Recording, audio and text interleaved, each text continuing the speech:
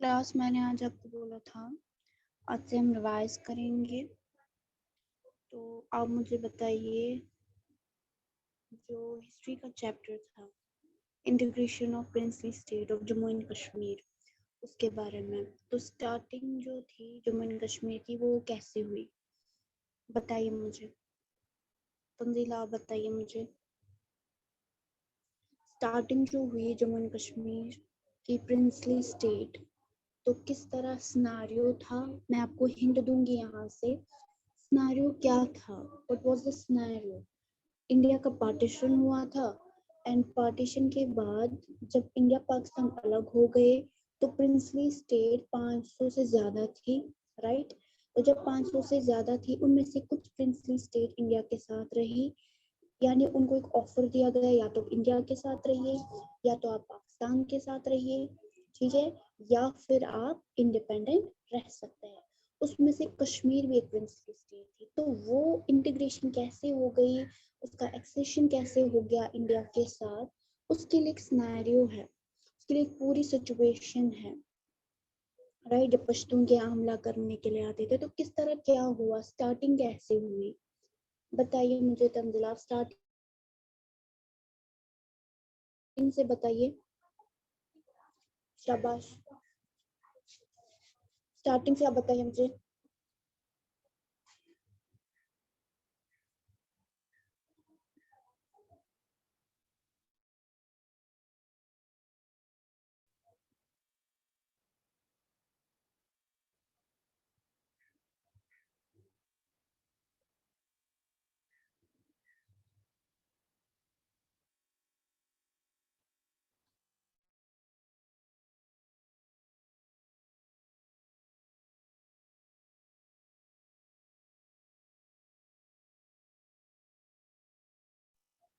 शाबाश, आप बताइए।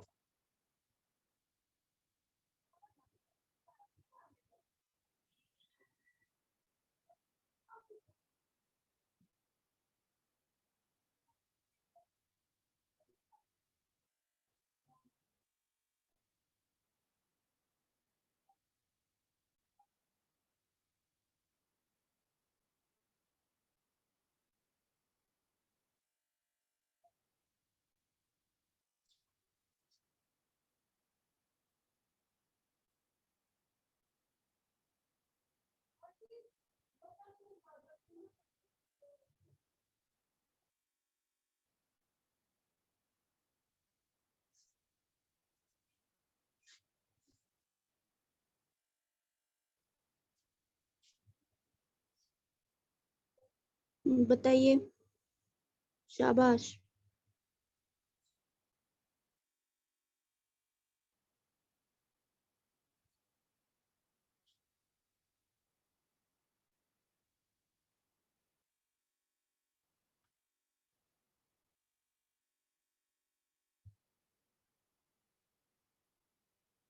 देखो, मैं फिर से समझाती हूँ। इंटीग्रेशन ऑफ JNK जब हुआ था इंडिया के साथ, उसमें ब्रिटिश गवर्नमेंट का बहुत ही ज्यादा रोल रहा था। जैसे कि मैंने आपको बोला कि जो पार्टीशन हुआ था इंडिया का, उसमें काफी ट्रेजेडीज हुई, बहुत सारे मर भी गए थे, इंडिया पाकिस्तान दोनों तरफ से मर गए थे। तो इसके ऊपर जो इंडिया के ऊपर थे, एक तरह से एक स्कार रह गए, एक तरह से वो दाग रह गए जो मिट नहीं सकते थे, ठीक है।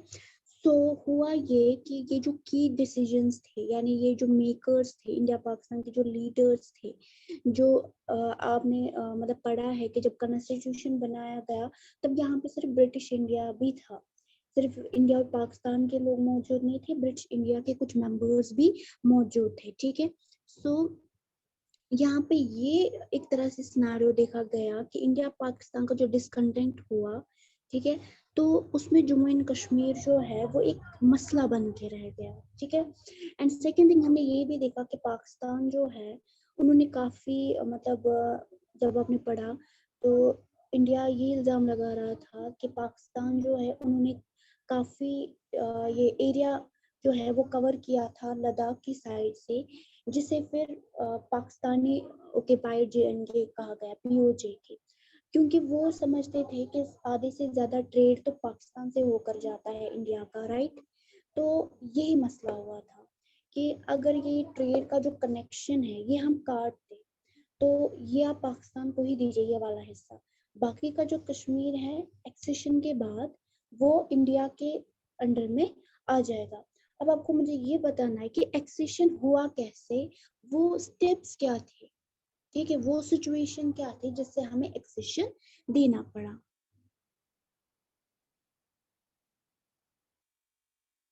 उसमें जो लॉर्ड माउंटबेटन थे ब्रिटिश इंडिया के वो भी मौजूद थे, एंड रूलर जो थे महाराजा हरी सिंह, उन्होंने वो एक्सेशन साइन किया था। लेकिन ये जो एक्सेशन है यानी कि ये जो एक तरह एतिहाद है, कौमी एतिहाद, ठीक है, ये क्यों साइन करना पड़ा महाराजा हरी सिंह को जबकि हमने इंडिपेंडेंट रहने का फैसला किया था, तो वजह क्या हुई। एंड स्टैंड स्टिल एग्रीमेंट हमने दोनों से साइन करवाया था, उस पे इंडिया ने साइन नहीं किया था, यानी डिसीजन पेंडिंग, उन्होंने बोला डिसीजन आप पेंडिंग मत रखो, आप हमें क्या दो, आप हमें फुल एंड फाइनल फैसला दो, ठीक है। तो डिसीजन पेंडिंग का मतलब होगा कि आप पाकिस्तान के साथ रहना चाहते हैं, लेकिन पाकिस्तान ने स्टैंड स्टिल एग्रीमेंट साइन किया था। फिर इंडिया का JNK के साथ एक्सेशन होना एक तरह से जो पाकिस्तान है उसके लिए अच्छा नहीं था, क्योंकि उसने स्टैंड स्टिल एग्रीमेंट साइन किया था कि हम अभी वेट करेंगे डिसीजन का, आगे फिर इनकी मर्जी की किनके साथ रहेंगे। तो वो कहते हैं कि इंडिया ने धोखे से खाया है जम्मू कश्मीर को। आप मुझे बताओ कि सिनेरियो क्या हुआ था उस टाइम, ऐसा क्या हुआ था कि हमें एक्सेशन करना पड़ा।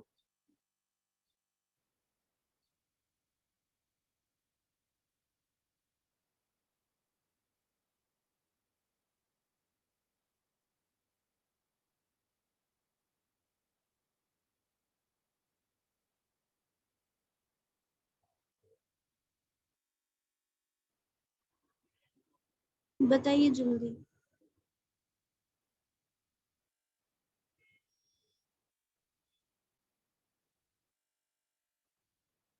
शाबाश।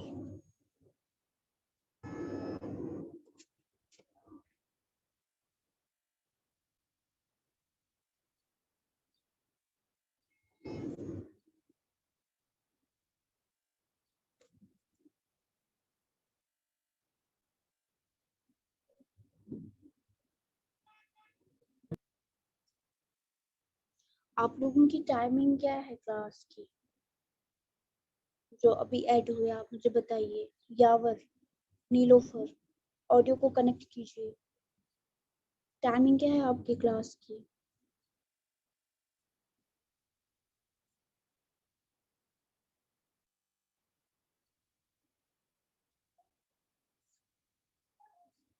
बताइए रौनक।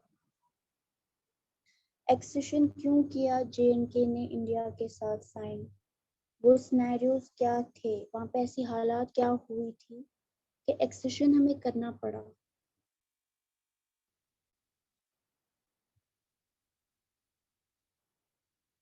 कनीज फातिमा बताइए roll number 2।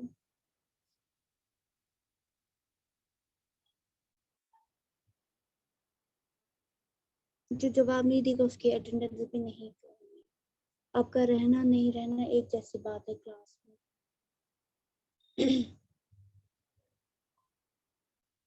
कनीज Fatima roll number 2।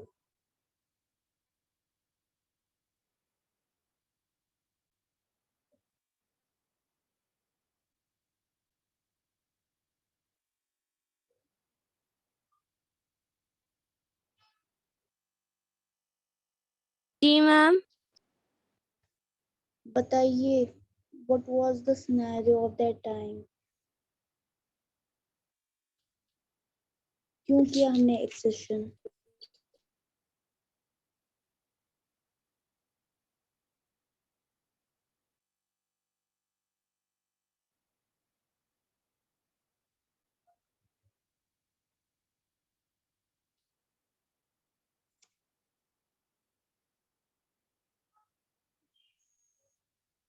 बताइए एक्सेशन क्यों किया। JNK में ऐसी क्या हालात हो गई थी कि हमें इंडिया के साथ एक्सेशन साइन करना पड़ा, जबकि हमने स्टैंड स्टिल एग्रीमेंट साइन करवाने का फैसला किया था कि हम अभी डिसीजन पेंडिंग रखेंगे। यस मैम, जो ये कुछ लोग थे मुजफ्फराबाद से, तो उन्होंने जो ये कश्मीर पे अटैक किया था, फिर जो महाराजा था तो उन्हें ट्रूप्स की जरूरत पड़ी थी पहले ही जो ये था, तो फिर उन्होंने इंडिया को ये कहा कि हमें ट्रूप्स भेजे, फिर इंडिया ने हमारे लिए ट्रूप्स भेजे। उस टाइम ये वाइसरॉय माउंट बैटन था, तो फिर इसलिए हमने लॉर्ड फिर माउंटबेटन। इंडिया के साथ। तो पश्तून के कुछ आए थे हमला करने के लिए कश्मीर के ऊपर, एंड यहाँ पे उतने सोर्सेस महाराजा के पास नहीं थे कि वो उनसे लड़ सके। तो इतने में ही जो उरी का रास्ता था वहां से भी बहुत सारे, जैसे कि वो कैप्टन जनरल जो थे वो मारे गए। ठीक है, एंड यहाँ पे उनसे सामना करने के लिए महाराजा को फोर्स की जरूरत थी, तो यहाँ पे उतने फोर्सेस नहीं थे। ठीक है, तो एक कुछ ही गिने चुने फोर्सेस थे यहाँ पे, ऐसा नहीं था कि बिल्कुल भी फोर्स नहीं थे, बस कुछ ही गिने चुने थे। ठीक है, और यहाँ पे वो श्रीनगर तक आ चुके थे हमला करते हुए। तो मजबूरन में जब महाराजा ने किन से हेल्प मांगी, इंडिया से, क्योंकि इंडिया काफ़ी स्टेबल हो चुका था आर्मी के मामले में, तो आर्मी काफ़ी अवेलेबल थी वहाँ पे। तो उन्होंने शर्त रखी थी कि आप कश्मीर को हमारे साथ जोड़ दें, तो उसी हिसाब से हम आपको जो मतलब फैसिलिटी है, सोल्जर फैसिलिटी, आर्म्स की फैसिलिटी, वो हम आपको प्रोवाइड करेंगे। लेकिन उसके ऊपर से महाराजा ने कुछ कंडीशंस रखी थी एक्सेशन में। जो हमारा 370 एब्रोगेट हो गया, तो वो एक कंडीशन थी महाराजा की कि यहाँ का जो कॉन्स्टिट्यूशन होगा, जो सदर रियासत होगा वो अलग होगा। ठीक है, यहाँ पीएम अलग होगा। जैसे कि शेख मोहम्मद अब्दुल्ला जो थे वो यहाँ के पहले पीएम थे, उसके बाद बख्शी गुलाम मोहम्मद।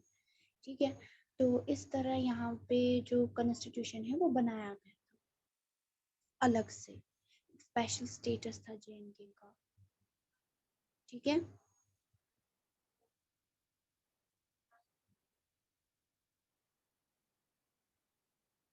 तो जब महाराजा ने जब कॉन्स्टिट्यूशन बनाया था यहाँ पे, तो सदर रियासत कौन बना था? पहला सदर रियासत महाराजा का जो बेटा था। ठीक है, तो वो दूसरा एम्पीरियर नहीं बना, वो दूसरा राजा नहीं बना, बल्कि वो हेड ऑफ कॉन्स्टिट्यूशन बना। ठीक है, तो तब शेख मोहम्मद अब्दुल्ला नहीं थे, पीएम का कोई कंसेप्ट नहीं था, तो महाराजा का अपना ही बेटा जो है वो हेड ऑफ कॉन्स्टिट्यूशन बनाया गया था, जिसका नाम क्या था? डॉक्टर करण सिंह। ठीक है, याद आया कुछ?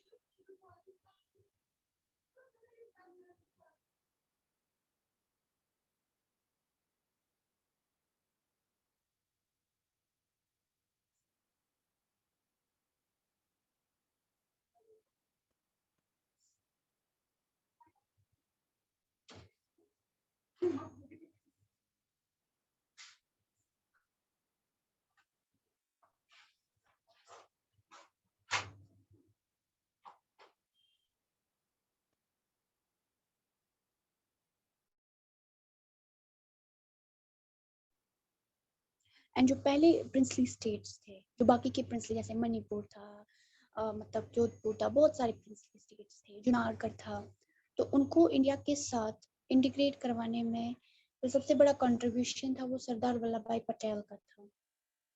ठीक है, उन्हें ही माना जाता है, इसीलिए मतलब यूनिटी को एकजुट करने के लिए, इंडिया को एकजुट करने के लिए सरदार वल्लभ भाई पटेल ने बहुत ज़्यादा मेहनत की है, चाहे वो हैदराबाद था, जुनागढ़ था, बहुत सारी प्रिंसली स्टेट्स थी। ठीक है,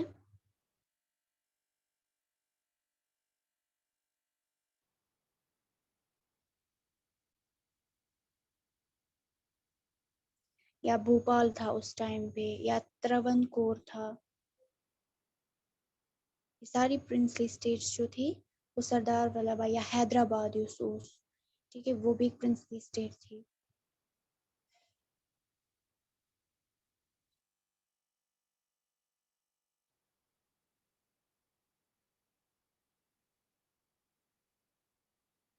तो इंडिया और पाकिस्तान के बीच में बहुत सारे ऐसे फाइट्स हुए कश्मीर के ऊपर, एंड बहुत सारे एग्रीमेंट साइन भी करवाए। तो एक सीज फायर एग्रीमेंट साइन करवाया था, वो कब साइन हुआ था? आफ्ताब आप बताइए। सीज फायर एग्रीमेंट यानी स्टॉप फायरिंग, इस तरह का एग्रीमेंट एक साइन हुआ था इंडिया और पाकिस्तान के बीच में।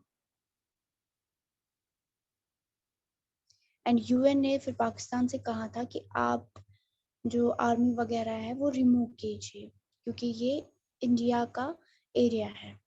बहुत सारा जो एरिया था वो पाकिस्तान ने कवर किया था। एंड उसके बाद पाकिस्तान ने फिर भी कश्मीर का, जो आज़ाद कश्मीर है, वो होल्ड किया था। तो आप मुझे बताइए कि ये जो एग्रीमेंट था, स्टॉप फायरिंग सीज एग्रीमेंट, ये कब साइन हुआ?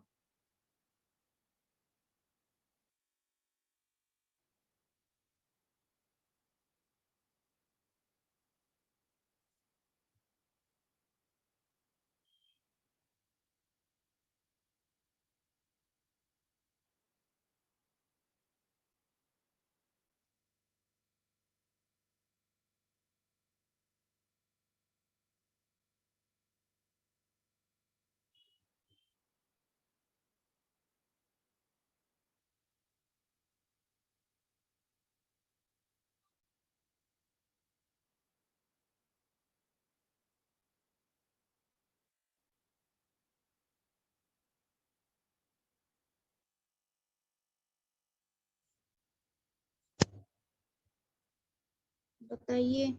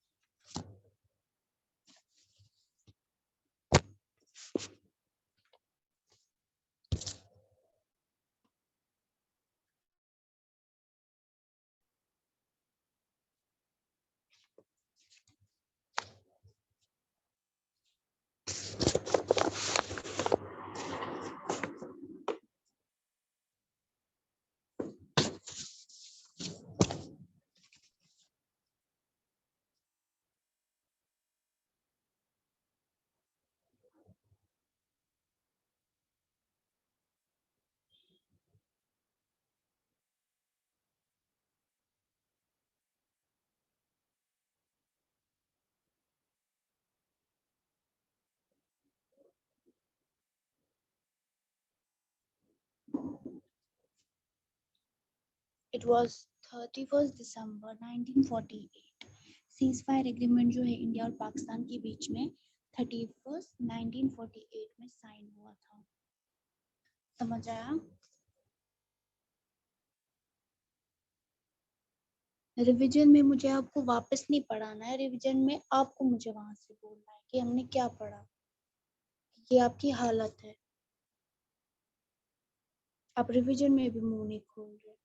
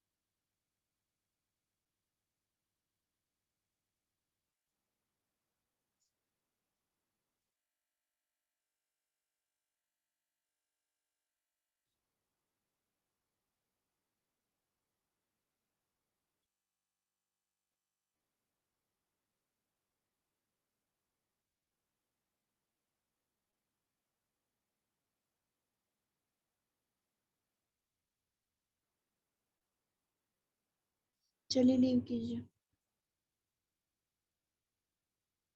कल वीक्स में मैं लूंगी आपको रिवाइज।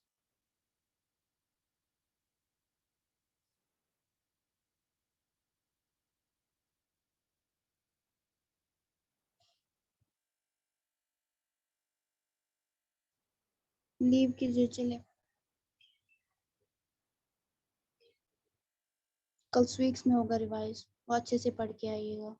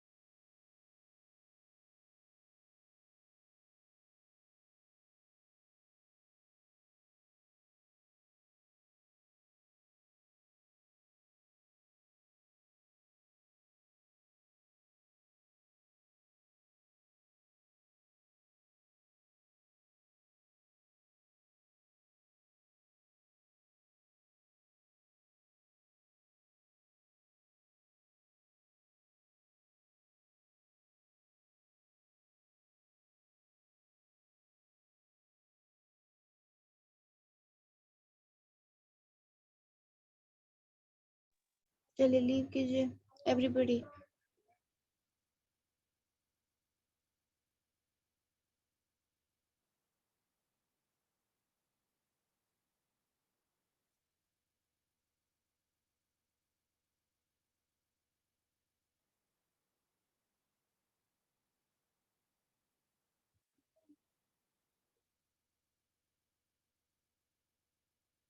उज़मा मैंने आपको बोला है ना, अगर आपको लेट होता है, सुबह आप ट्यूशन जाते हो तो आप सेकंड क्लास से ज्वाइन कीजिए, फर्स्ट क्लास में आने की फिर मैम मैंने जरूरत इससे नहीं पहले है। की थी क्लास ज्वाइन, लेकिन अचानक से लीव हो गया था इसीलिए। मैं वही कह रही हूँ ना, आप लेट आए। मैंने ऑलरेडी 9:30 पर ही क्लास ज्वाइन की थी, लेकिन लगभग 9:45 मेरी क्लास लीव हो गई। फिर मैंने वापस ज्वाइन किया, लेकिन आपने मुझे ऐड नहीं किया उस टाइम। क्योंकि आप लेट आए। मैंने पिछली बार ही बोला है कि जो टाइम पे आएगा उसी को, क्योंकि फायदा आना चाहिए ना। और आज रिवाइज करना था, अब मुझे आपको पूछना था।